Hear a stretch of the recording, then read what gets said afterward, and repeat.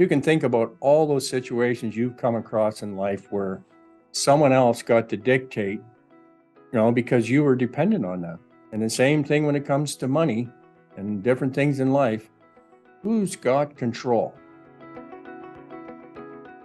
Today, we got a question for you. Yeah, it's a straightforward kind of question. Do you have leverage working for you or against you? Now, Taran's got an interesting little story that he heard recently that he just wanted to share with you all. And I think this one really gives you insight as to what kind of leverage are we talking about? So recently I was listening to a podcast and I heard the host of the podcast, the gentleman, share the story I'm about to share with you guys. Started off with him and his wife wanting to purchase a Tesla, and this is something that his wife really wanted to have for herself. And so they had made the purchase 7 or 8 months ago, but they never got their Tesla. And the reason being is there was so much demand for Tesla that they had to wait a long time to get it. And so they were told that it's going to take about 7 to 8 months for them to get the Tesla. And they decided, okay, it's worth the wait. We've worked hard for this, and so let's do it. Let's wait. So they waited the 7 to 8 months. They got the call from Tesla, and Tesla said, "Hey, your vehicle's ready for pickup. It's going to be on this date." And they shared the date with the gentleman and his wife.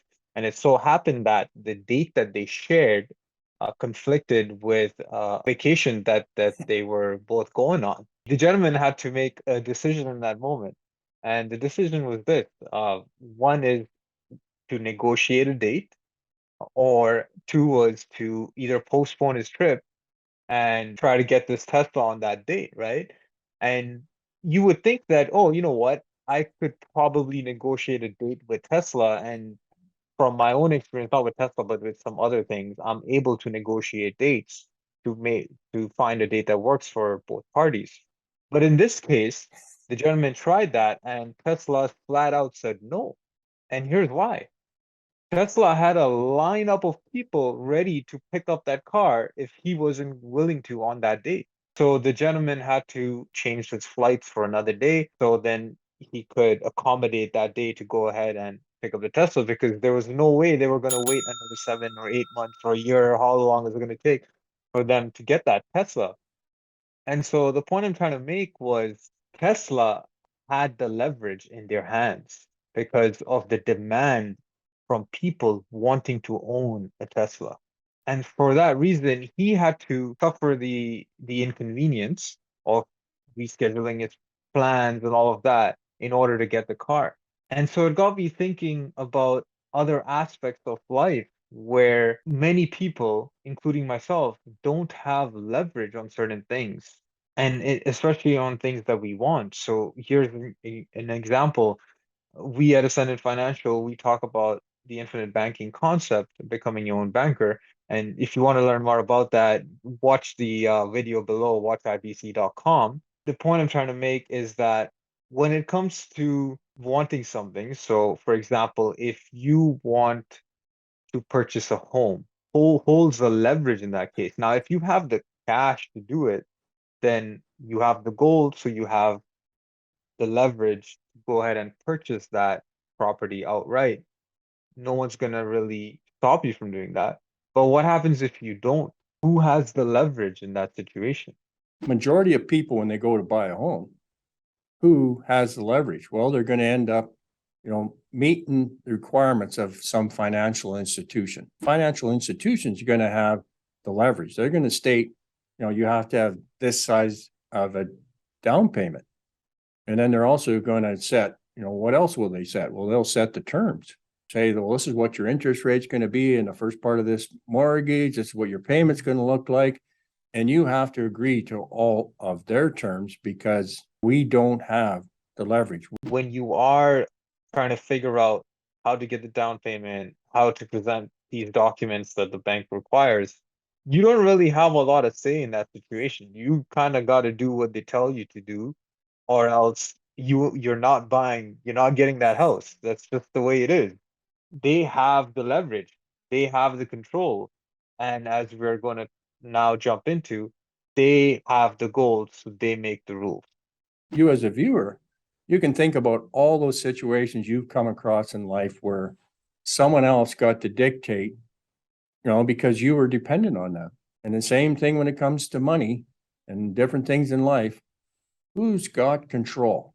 If you want to change that narrative to a point where, you go to buy that Tesla or whatever, you want to buy in life, where you're not dependent on someone else for financing, well, that's one of the key advantages of the infinite banking concept. Over time, as you start to build your capital, because it's all about capitalization, as you build that capital, you get and have more opportunities. And it just changes everything for you. If you're able to purchase a home on your terms, it gives you more flexibility. You hold the leverage, even with the seller of that home.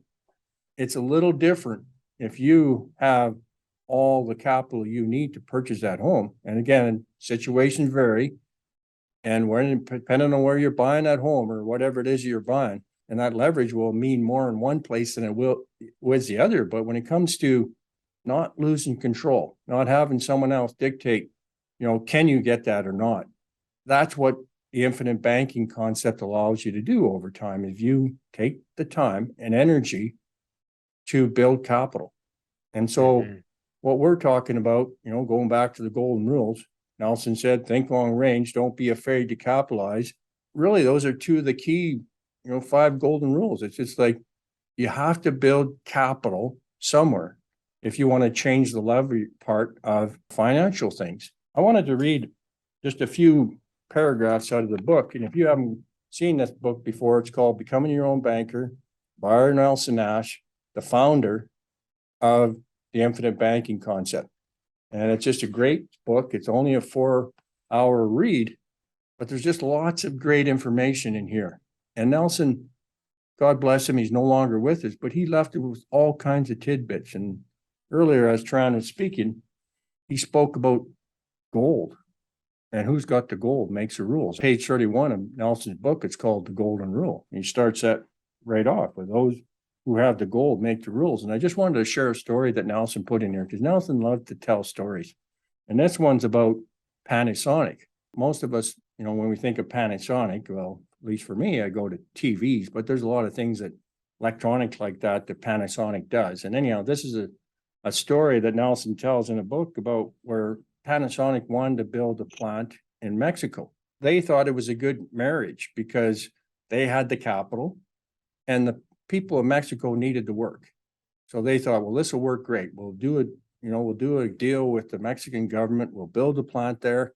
And this is kind of how the story goes. So in the infinite wisdom of the Mexican government at the time, if you wanted to establish such a business there, they required that Mexicans own 51% of the business. So they started to dictate the rules to Panasonic. That means, the Mexicans control the business. Now, the typical Japanese strategy at the time ran like this. You put money into a business and you should expect to lose money for 5 years. When you start making money, you should plow it all back into the business for 5 more years. Only after this time should you expect to take money out of your business. But the typical Mexican outlook on a business venture is to demand a bonus at the very start, kind of like signing a bonus with a star athlete. As Nelson says, do I have to tell you what happened? Panasonic pulled out of Mexico and went somewhere else where the capital is appreciated and managed with care. Who won and who lost in this story? Panasonic had the gold, so they made the rules. And it can be no other way. Capital is a responsibility and should be treated with great respect. If you have a large amount of cash on hand, all sorts of opportunities will appear, and you can negotiate very favorable purchase prices. And so many of life's problems would disappear if this understanding was generally accepted and practiced widely amongst the population. And Taran, I think that goes back and fits beautifully with what you were talking about with leverage. And so if people will take the time, utilize this concept, that's what Nelson understood. He said, it's about capitalization, building capital so that you can take a hold of those opportunities that will come your way in life and make a difference for you and for your family? Do you have the leverage working for you or against you? And then think about the golden rule. He who's got the gold makes the rules. And it's in your best interest and mine to build that warehouse, capitalize. And with that, we're just going to encourage you to take in some more of our videos. There's a lot of great information on the infinite banking concept.